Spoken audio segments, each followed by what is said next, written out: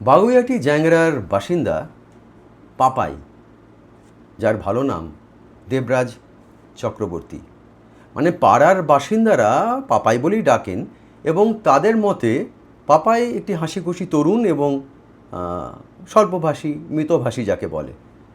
সেই তরুণ গত 11 বছরের মধ্যে কি করে হয়ে উঠলে এমন একজন পাওয়ারফুল ব্যক্তিত্ব, এবং কি করেই বা তার অর্থের পরিমাণ বা সম্পত্তির পরিমাণ হয়ে দাঁড়ায় 1300 কোটি টাকা। মানে অন্তত অভিযোগ তো তাই যে 1300 কোটি টাকার মালিক দেবরাজ চক্রবর্তী। মানে আমি বিধাননগর পুরসভার মেয়র পরিষদ দেবরাজ চক্রবর্তীর কথা বলছি। জানতে ইচ্ছে করে না কার হাত ছিল দেবরাজের মাথায়? কি করে সে ধীরে ধীরে গত 11 বছরের মধ্যে এই উত্তর 24 পরগনা জেলার একচ্ছত্র অধিপতি হয়ে উঠেছিল।